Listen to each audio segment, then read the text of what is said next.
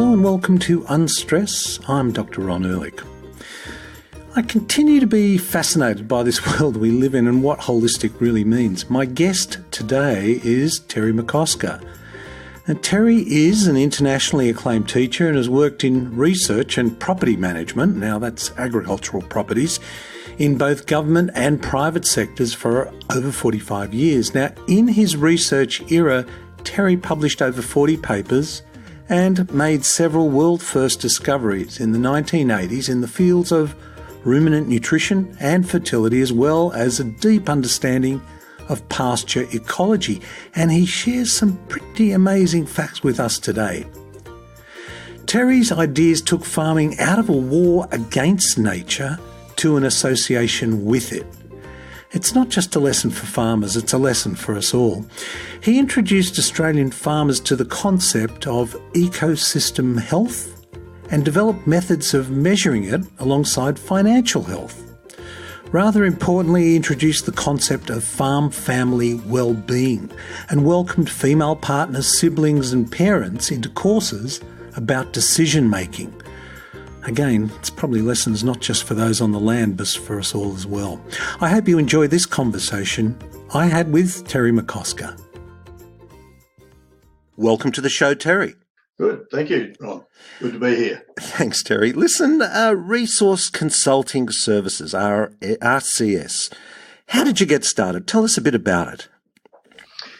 Well, I think it came about because I jumped the fence in my earlier career. I'd been with Queensland Department of Primary Industries for 11 years as a scientist and an advisor. And then I went on to a property to implement everything that I thought I knew. And within 6 months, I realised that I actually knew nothing that worked and fitted into a system. And pretty soon after that, I decided that one day I would set up a private extension service which operated differently to the public extension services. I had no idea how to do it. I had no idea when I would do it. And it was probably 10 years or more after that I started RCS, and then it took me another 5 years after that to work out how to put together and grow a private extension service that operated differently to the public extension services. So that's a sort of a potted history of how we got started. So you had spent a considerable number of years in Queensland Primary Industry Department advising farmers? Yes, my history goes back a fair way. I actually joined the Queensland Department of Primary Industries as a cadet in 1967. So I've been operating professionally in agriculture now for a little over 50 years. God, Terry. Yeah. Sobering, isn't it? Sobering. Well, it is, yeah. And in that I've had all sorts of different experiences in the government sector, then on a property for 7 years, trying to implement what I thought I knew, and figuring out that I didn't actually know enough to make it work. Mm-hmm. And that was a sobering experience. Mm. And then having a go at operating a consulting business for a number of years, and that wasn't terribly successful. And then I really stumbled on, in a way, Holism, and I had learnt while I was on the station I learned a lot about systems thinking and pulling things together and pulling all sorts of threads together.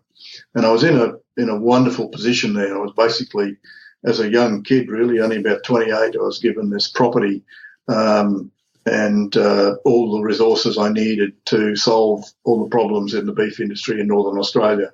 And we went ahead and did that within the context of a cattle property. And I employed experts and consultants from all around the world. But what I learnt to do was actually take what was going to work and put that into a system. So over time, I developed some skills around being able to do that. But I hadn't really come across the terminology of holism until really the late 1980s. And that sort of started me down a different journey then from the early 1990s, where we started to then take RCS into an organisation which operated holistically and looked at how we could get farming families to operate holistically as well. And so that was really when I started to work out how to put together a private extension service that was going to work. And this word holistic, I know what it conjures up in the medical world. I can only imagine what it must conjure up in the world of agriculture. How is the word holistic? I mean, this was in the 1980s. How is the word holism received in 2019? With incredible opposition. It's bizarre, isn't it? It's actually quite bizarre, but anyway, go on. It is bizarre, but I think when you come in with completely new concepts of running agriculture, for example, which is what it was, what that does is threaten everybody who's been doing it within the old paradigms or the existing paradigms for their entire life. And it particularly threatens the careers of the scientists involved. And I had unbelievable opposition from my old organisation, Queensland Department of Primary Industries, CSIRO, every Department of Agriculture in Australia had incredible opposition. And I was actually told in Queensland that they would put me out of business for such heresy. And they tried and very nearly succeeded. But I overcame that by where I focused. And so I had to work out, firstly, who was right and who was wrong. But with this incredible opposition, were they right? Or were the one person I was listening to, was he right? And so I was very fortunate to get a Churchill Fellowship, and I went around the world and I studied a process called cell grazing, which is based around holistic management. And I realised in that process that the one person I was listening to was right and everybody else was stuck within an old paradigm. Do you want to put a name to that person? Yeah, Dr. Stan Parsons. Stan Parsons. Yes, I've heard that name before. Is he based in Australia? Was he? No, he's a Zimbabwean. He was a partner of Alan Savory's for 13 years. Mm-hmm.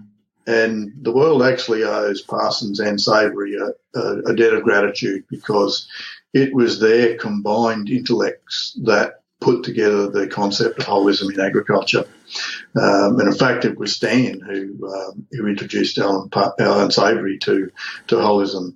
And Stan had Jan Smuts's book, which was published, I think, in the 1930s, which was the first book on holism. And Stan had read that, and then he thought, well, we really need to start taking up this kind of philosophy in agriculture. And the combined intellects of Savory and Parsons was unbelievable, and neither of them produced as much on their own again after that as they did when they were a combined force. It's interesting, Terry, to hear you say you embracing this concept of holism in the 1980s, because in my own practice in the city of Sydney, I embraced this concept of holistic dentistry and received similar pushback. And I've heard you say that agriculture and medicine are very similar in that their main focus is on treating symptoms, not causes. What are some examples of symptomatic issues agriculture faces? I think the biggest one is weeds, for example, is a classic symptom treating exercise. And there's an old saying that says, while ever you treat weeds, there'll be weeds for you to spray. Mm-hmm. And weeds, diseases in crops and so on are symptom treating.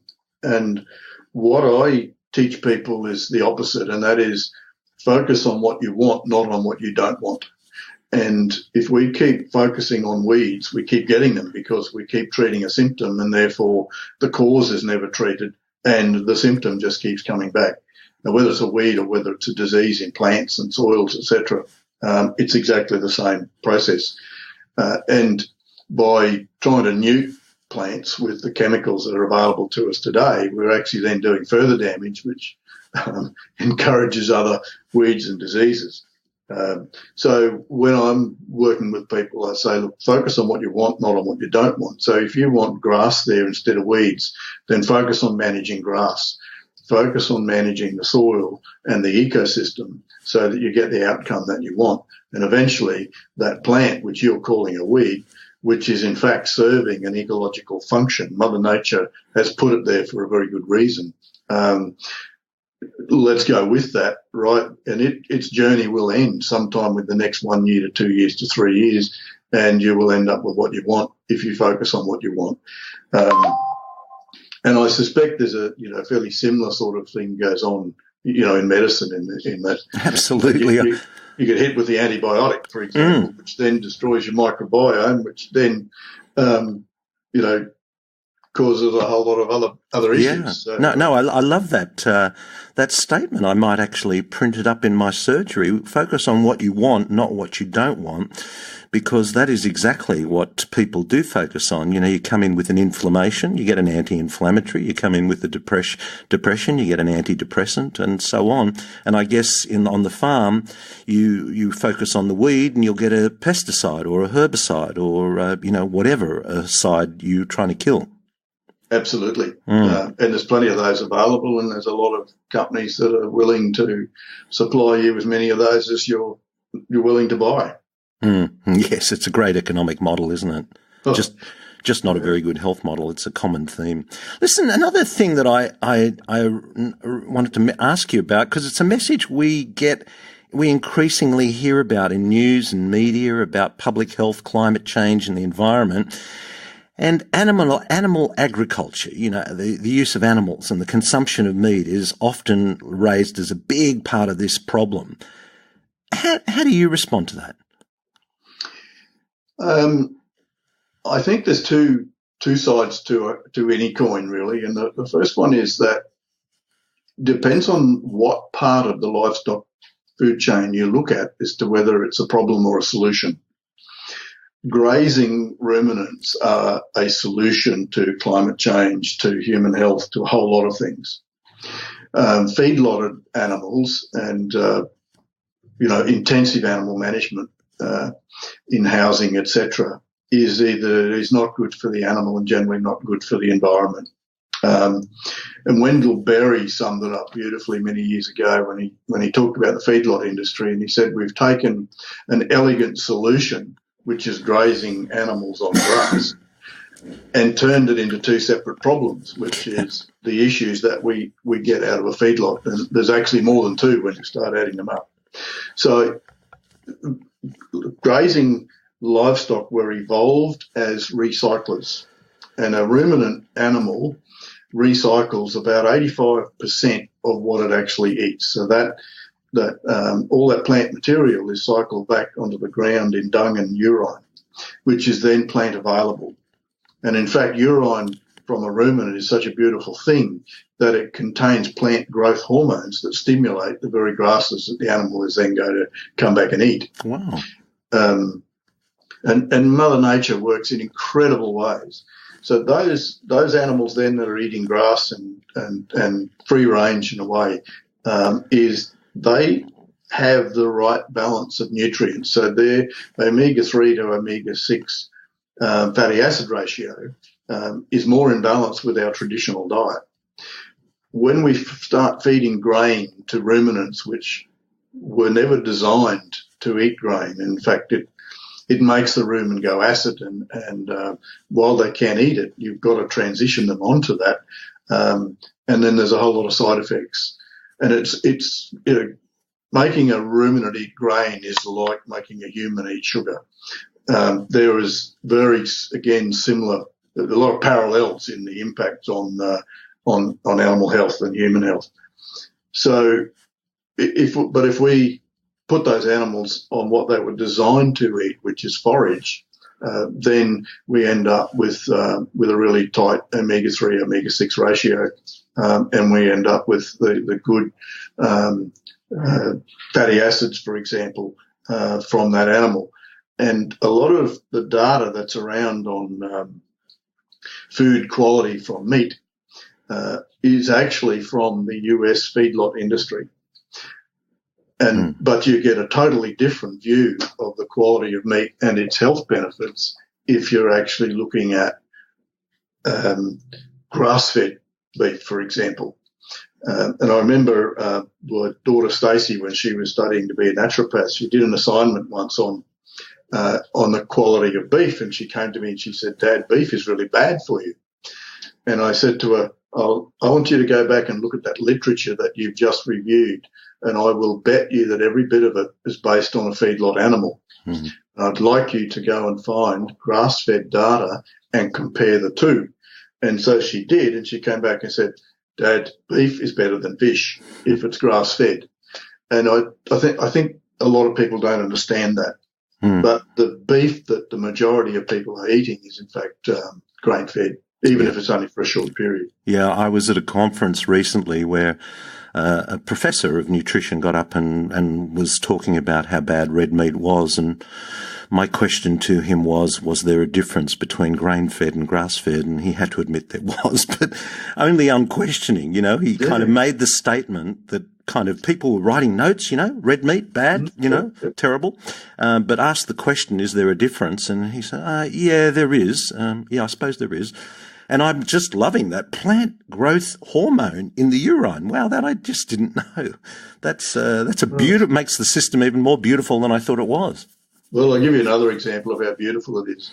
There is a bacteria that lives in the soil and on plant leaf called Streptococcus syringae. And Streptococcus syringae is a bacteria that then floats off into the atmosphere, and it's got a particular structure that attracts water. And so it goes up into the cloud, and it is what forms rain within clouds. Oh, my God. And then those bacteria fall back to Earth again, back onto the plants, go through a life cycle and go back to the atmosphere. So if we have bare ground, for example, we don't have those bacteria going up into the atmosphere, into the clouds and forming raindrops. Wow. And they are far more powerful than the other elements that form raindrops. Well, this is holism, isn't it, really? I mean, it's fascinating. I love it. I love the fact that you just keep on learning. But I guess people's resistance to it is we also love certainty, and we love to know the answer. And a simple answer is one we move to much more readily. So that just adds so many components to it. And I'm sure there are many, many others as well. Yeah, I mean, that guy you were listening to was a scientist, but he had politicized his science. And I think that's a real danger that we're running into today. So he's letting his paradigms about what should be right drive what he's actually telling people out of the science. So he's selecting what he wanted to tell people, and I think we see a lot of that in climate as well as everywhere else. Mm-hmm. Yeah, I mean, another interesting thing is that managing resources, and we've been focused on regenerative agriculture on this show on several of our episodes. It seems often to focus on how animals are managed. But I also heard you say, I've been doing my homework, Terry. I also heard you say not that long ago that RCS, your company, is now addressing some of the issues of cropping. What are the challenges of cropping from a regenerative perspective? Yeah, if I can give you a little backstory to that. So we've been involved with Holism in terms of grazing and regenerative agriculture, since the late 80s in the grazing industry. And we did not go anywhere near cropping until very recently, because I did not have a set of principles that I believed were regenerative or sustainable into the long view. I take the view that we need to be able to do what we're doing today in 5,000 years' time. And if we can't, then what we're doing is not sustainable. And a lot of what we do today is going to flat out last 50 years or 100 years, let alone 5,000. So in the last few years, there's been some breakthroughs around biology and a whole range of things in our understanding of how soils operate. And when I did soil science close to 50 years ago, we learned about chemistry and we learned about physics. And even up until probably the last 5 years and 10 years, I know people that are graduating that are still only learning about chemistry and physics. But the third element of soil is biology. And what we know now is that biology actually controls chemistry and physics. So as a human, if we think that we can get out there and manipulate our environment through chemistry and physics, we're sadly mistaken, because what we're doing often in the process is destroying the biology, which was actually going to do the job for us. And so over the time I've been working with graziers, a lot of people think that they're graziers or livestock managers. By the time they do the first round with us, they realise that they're in fact grass managers. But by the time they learn a little bit more about ecology and soils, etc., they realise they're in fact soil managers. And that management of that soil then creates all the wealth that happens from then on. Yeah. And in terms of cropping, what we've put together is a set of principles now that I think we can turn around the way cropping systems are done. And that doesn't matter whether we're talking wheat or sugar or horticulture, the same principles actually apply. And the first of those is really about management. And one of the things that I've learnt now, being involved for a very long time, is that the outcomes that we get in our ecosystem and in our systems and our production systems, etc., are due to management. The current drought is a classic example. A lot of what we're seeing and hearing in the media, etc., is in fact man-made. And it's partly due to lack of rainfall, but we've degraded our soils to such an extent that when we do get rain, it doesn't go in. So we've got a massive man-made issue now to deal with. So it comes down to management. We've got to maximise photosynthesis, because the soil principles are in fact about looking after biology. And the first principle is a little bit like the first principle of medicine: first, do no harm, because so much of what we do in agriculture actually does harm to biology. So we're looking at how we do no harm, and we understand that biology is the driver of the system, not an outcome or an incidental thing that just happens to be there. And if we focus on it and we help it, then it will actually do unbelievable jobs for us. We need biodiversity in our systems, and this is probably one of the biggest issues in cropping systems, where we go wheat year on year on year, or wheat interspersed with barley or oats or something like that, but no real biodiversity into that plant and soil system is a real issue. And surprisingly, one of the key principles around soil health is actually livestock. Livestock must be involved. And there's several reasons. Again, one of those is the fact that they're a recycler. The second is they are biological taxis. So on their hooves and on their mouths and so on, they're carrying around biology from one part of the paddock to another. If you think about a bacterium, for example, it can't get up and move. It has to have something that transports it. And livestock actually fulfill that function as well. So those are the sorts of things. And just to give you an example of some of doing no harm, one of the things that is commonly used in agriculture throughout the world are salt-based phosphate fertilisers, so monoammonium phosphate, diammonium phosphate, single superphosphates, etc. And we put those on, but they will kill between 30 and 70% of the mycorrhizal fungi that was going to feed the plant phosphorus. And, you can see how when we start treating symptoms and we leave nature out of the equation, we have to do all the heavy lifting, because nature just pulls back and says, well, you think you're smart enough, away you go. And so it's very easy to select forms of phosphorus to use in agriculture that are not harmful to biology. So that's the sort of thinking that that we're bringing into the cropping space now. How does that translate to a wheat? Say you were going up to consult to a wheat farmer, and here he is year in, year out. I mean, alternating two crops, maybe, I guess. How do you go about changing that pattern on a massive scale? Like I had a patient in a few weeks ago who has 25,000 acres up in northern New South Wales, wheat farmer. And that would be quite a challenge, wouldn't it, to translate that into the big production? It is, but what you've got to look at is a transition process from industrial chemical-based agriculture into more biological-based agriculture. Now, what we do know is that the biology is incredibly resilient, and we can bring it back very, very quickly if we just stop harming it. So there's probably 3 or 4 really harmful things that we're doing. The first one is that phosphorus. The second one is nitrogen, and using excessive amounts of nitrogen. We know, for example, that when you're putting on things like urea, there's only about 30% of it actually gets to the plant system. The rest of it either volatilizes to the atmosphere or is lost through the soil profile. And we can change that very, very quickly by adding organic compounds in with urea and spraying it on in small quantities onto the leaf. So the plant takes it in a form where it can convert it into amino acids because it's got the nitrogen and the carbon immediately there, almost bound together, if you like, in the foliar application.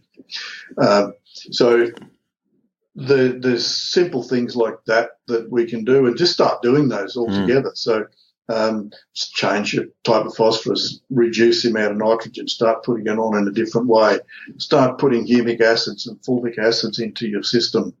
If you must use weedicides, and most cropping systems still will have to use weedicides, but then mix those weedicides with fulvic acid and reduce the amount of weedicide by 30% straight up, and make it, because you can make it more effective by mixing it with a humic, or a humic compound like that.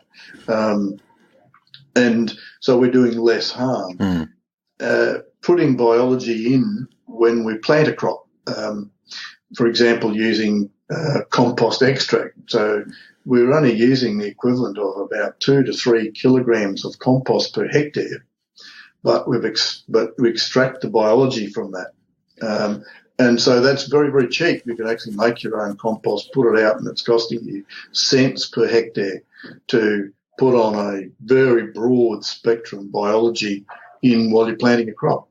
So there's actually so many things we can do to be transitioning, and then slowly over a period of time we start withdrawing the harmful things. And what you find then is that as a plant is fed properly by the biology, instead of us feeding it artificially or force feeding it with fertilizers, the quality of that plant improves. So the Brix level, which is the measure of the complex sugars in the plant, rises.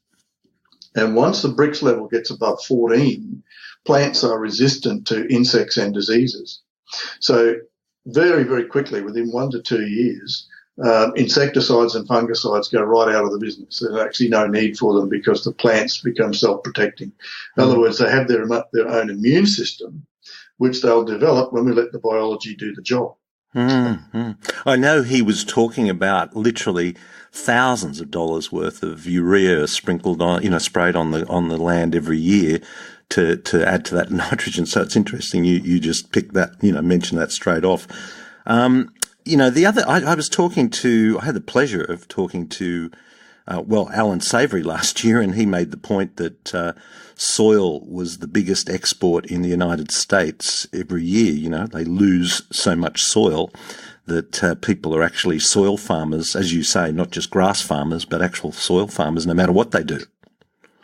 That's correct. And the reason that's happening, and I've read a figure recently, I think it's something like they export something like 5 kilos of soil for every kilo of corn that they grow. Now, the reason that happens is that the soil biology is being killed. And it's soil biology that holds soil together. And when we take that out of the system, the soil then becomes very loose. It can be picked up by wind. It can be picked up by rain. And it's very easy to demonstrate with just with a soil infiltration test or an aggregation test to show that a healthy soil that's got biology in it, you can put it in water and the water below it stays perfectly clean. You can take a soil out of a chemical-based system and put it put it in water, and it just disintegrates. It just falls apart. And so the difference is the biology, and all we need to do is make sure that we maintain biology in the system, get it back into the system and get it doing its job. And all of that soil loss will actually stop. Even recently in the United States, there have been major highways closed because of wind erosion and dust going across roads where you can't see anything. And I think you mentioned that the drought, a big component of the drought is man-made because of the fact that, wind and rain. I mean, just to let our listener know, if it rains, a healthy soil the water should penetrate quickly and deeply. And that's a big difference between an unhealthy soil where it washes away. What's the difference? I mean, in a healthy soil, moisture should get in there quite quickly, shouldn't it? Well, I'll give you some numbers on that. Thank you. I was hoping you would. In a healthy pasture, an inch of rain will disappear in 10 seconds. Into the soil? Into the soil in 10 seconds. On an unhealthy pasture, let's say straight through the fence, but managed differently, in a pasture situation, that same inch of rain can take 7 minutes to infiltrate. That's huge. On a crop, and this is this data I'm quoting is from one crop where pasture had been sprayed out and one crop had been grown on the same soil type. It took 32 minutes for 1 inch of rain to go into that soil. Wow. So, 10 seconds versus 32 minutes. And in the process, losing a bit of soil as the water runs off. Well, that's correct. It's the moment that water starts to move and you don't have the biology, you don't have the aggregation and the porosity in the soil. So it's the biology that aggregates the soil into particles. And when you aggregate, you end up with a lot more airspace and a lot more space for water within the soil. As that biology disappears, the glue disappears out of the soil and the soil then becomes compacted, so you have less airspace and less space for water into the soil. Therefore, the water just gets up and goes and takes the soil with it. Yeah, look, I've had the pleasure of talking with Charles Massey, who I'm sure you know, and he talked about 5 cycles, and I think I'm going to get these right.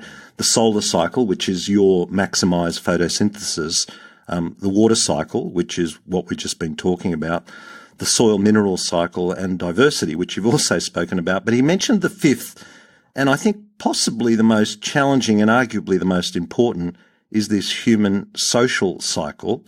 I hope I got those 5 cycles right. What are some of the challenges when you're dealing with that human social cycle? I mean, I think you've mentioned resistance to change, but what are some of the other challenges in that human social cycle? It is the biggest challenge, and it really comes down to our paradigms. It comes back to traditional approaches. So tradition is essentially a paradigm. And I think what Charlie says is the human mind that oversees all of those other things, and it's the human mind and therefore the management that humans apply to an ecosystem that determines the health of the ecosystem. And having been teaching this stuff now for 30 years, the thing that turns farmers on the most is a basic understanding of ecology and the fact that they're actually managing an ecosystem, not managing livestock, for example, and not just growing crops. They're not just in agriculture, they're in fact managing an ecosystem. And they get turned on by it, they just love it. And as they get that understanding, their whole paradigm shifts in terms of how we go about managing it into the future. And so the way we operate in RCS is firstly we have a training event which is aimed at shifting paradigms. Goes for 7 days. It's very, very intensive, and we throw far more information at people than they could possibly absorb. But it's not about what information they absorb.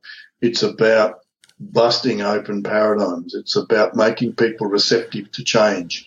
And so that's our beginning process. From then on, you've got knowledge, for example, we like you as a dentist, you might have read some books, you might have seen people do it. But to be a good dentist, you actually have to have the skill to implement the theory and the knowledge that you actually have. And farming is no different. We could teach people all sorts of different ways of doing things, but until those different ways of acting are put into practice and become skills, the business itself, the farm itself, the soil, the ecosystem, etc., doesn't actually change.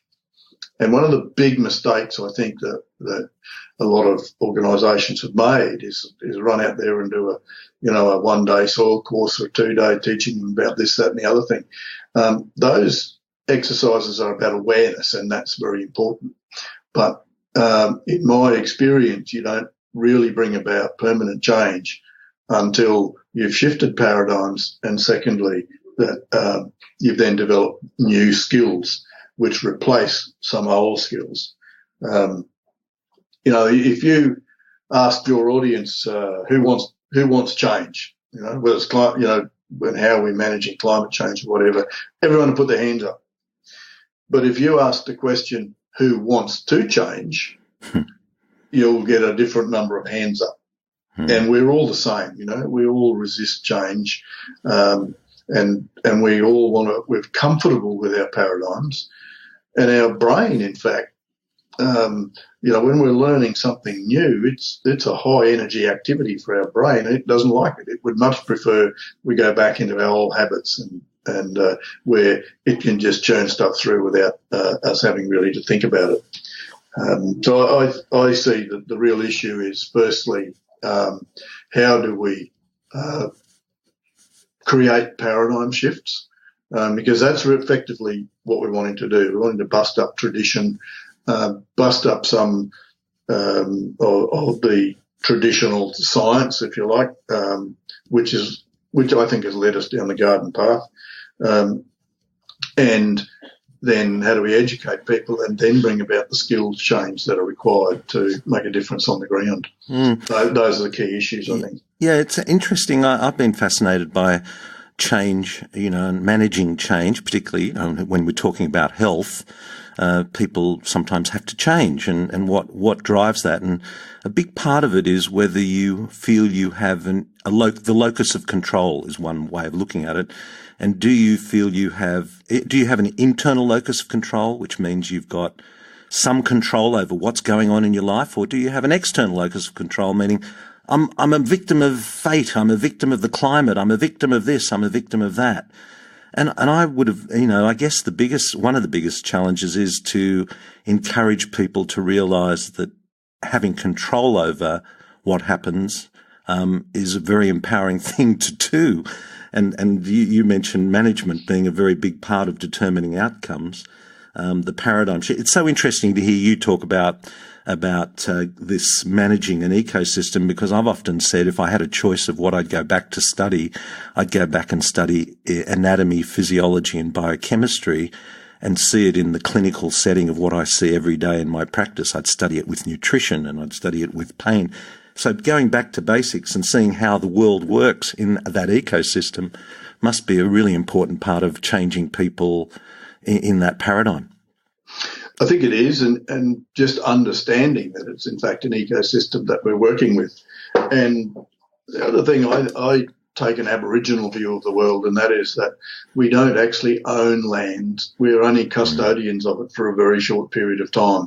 Yeah. And as a custodian, I think our obligation is to leave it in better condition than we found it.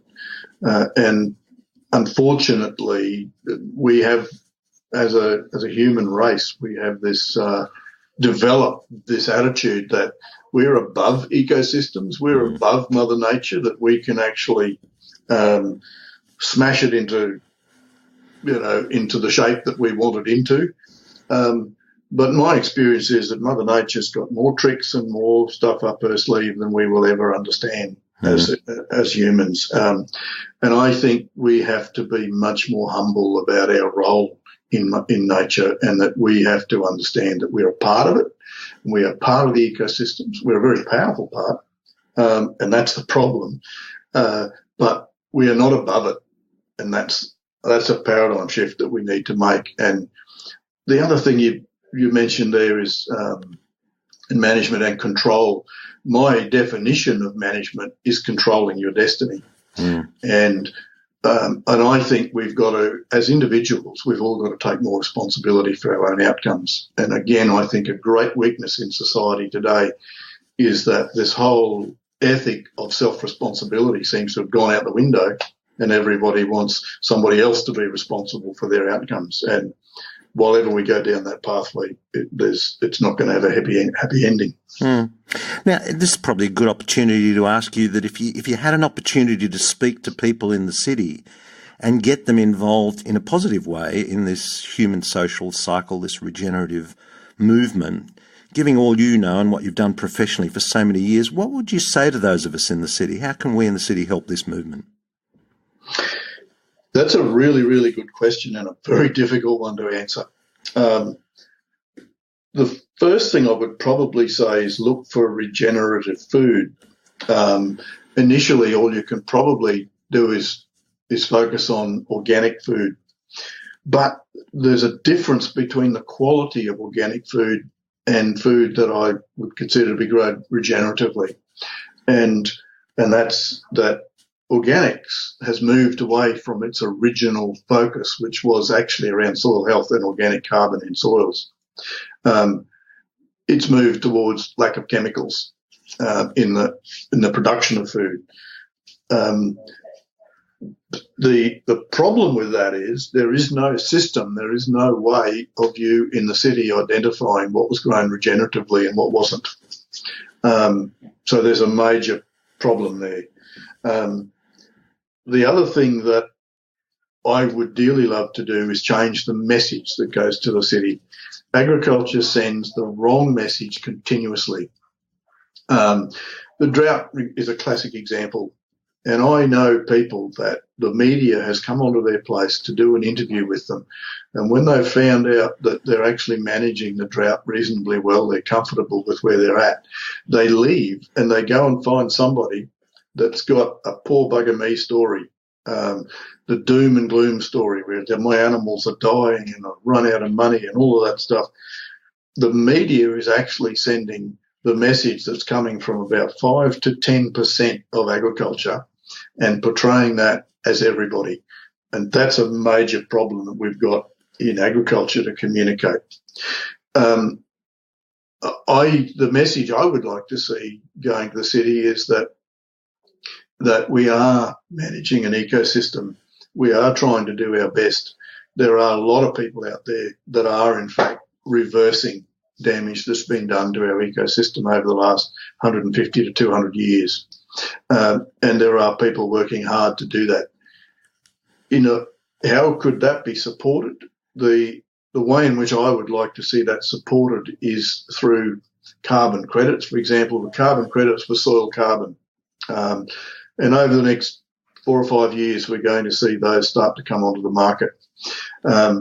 If you're buying carbon credits or supporting somebody who is, then what you're doing is supporting regenerative agriculture, because those are the people that are able to regenerate carbon in their soils, which is a win-win-win in every direction. So it's a win for the environment. We're taking CO2 out of the atmosphere. Probably more importantly, we're taking water vapour out of the atmosphere and storing it. The quality of food produced in a soil improves as the amount of carbon in the soil increases. We hold more water, so therefore the farms are more resilient in terms of these, these climate changes and extremes that we're getting. Soils are warmer in winter and cooler in summer when you've got lots of carbon in the system, and there's an income source there for farmers to encourage them to become regenerative. So I think that is one way, and one of the other things that's just starting to be developed now is biodiversity credits as well. So as farmers are increasing the biodiversity, the bird populations, the insect populations, the soil biology, the plant biodiversity on their properties, that all that biodiversity, which they're doing out of their own pockets at the moment, there might be an opportunity down the track for people to support that sort of stuff as well. Fantastic. Now, listen, we covered some territory here, Terry, and I just wanted to finish up by asking you, if you were to take your step back as an educator and your work at RCS, and we're all on this health journey together through life, what do you think the biggest challenge is for people on our health journey through life in our modern world? Again, that's a brilliant question, Ron. It's actually something I've been reflecting on just recently, because I'm in the process of writing up a little bit of stuff from my past. And I grew up on a mixed farm in a situation where, we'd milk the cows before we went to school in the morning. We worked with the pigs, we worked with the crops, and we had no water. And our entire family, which was 7 of us, would bath in about 2 inches of water in the bottom of the bath once a week. And that was the most water we had. What I was reflecting on is that as a result of that, I have an incredibly strong microbiome. And if I was to take your question now and answer it on the background of that, I would say the first thing is we've got to change the disconnect from nature.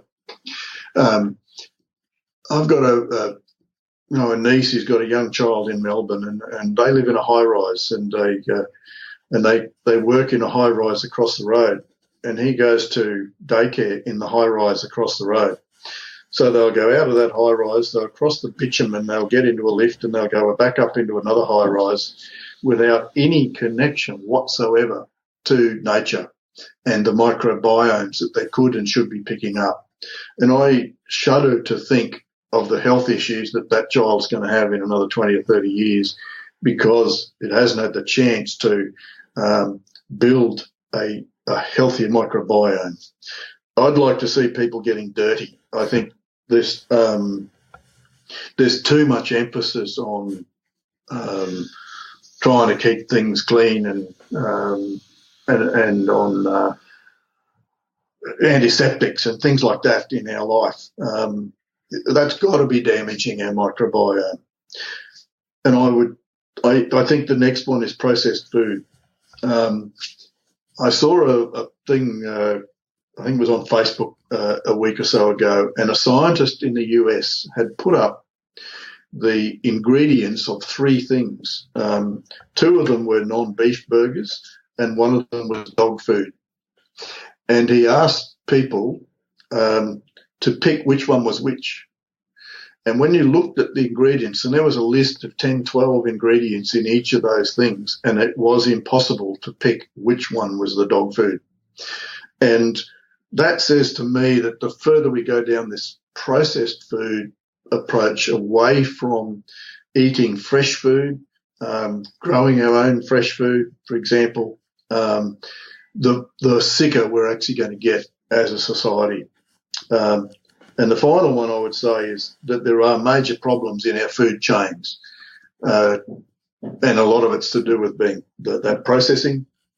I think the dominance of the supermarkets determining what it is we're going to eat is an issue, and the really big one is how, if I'm sitting in Sydney or Melbourne or Brisbane or big towns or cities anywhere, how do I actually source real food from real farmers, and I can get that connection.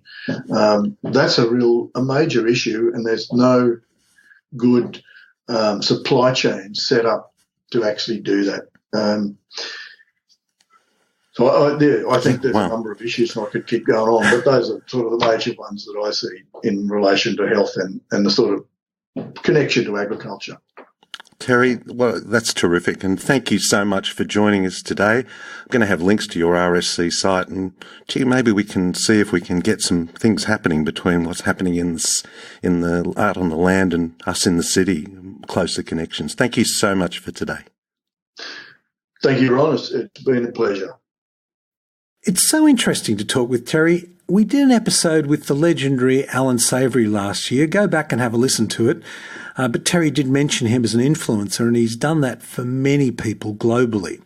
In that show, Alan said it's not the resources, and he was referring to, say, fossil fuels or animal agriculture that's the problem. It's the way a resource is managed that counts. And he added to always be making decisions within a holistic context. How will what you do affect the long-term health of the individual and the planet? As we know, the two are interconnected. I love Terry's line, focus on what you want, not what you don't want. That's why focusing on your health is such a good plan.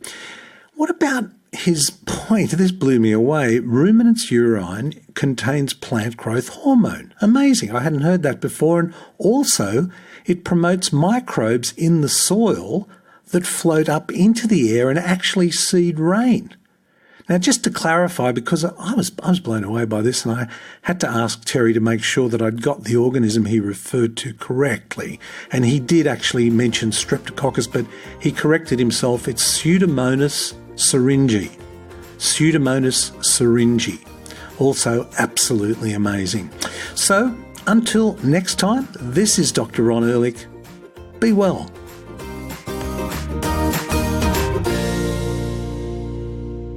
This podcast provides general information and discussion about medicine, health and related subjects. The content is not intended and should not be construed as medical advice or as a substitute for care by a qualified medical practitioner. If you or any other person has a medical concern, he or she should consult with an appropriately qualified medical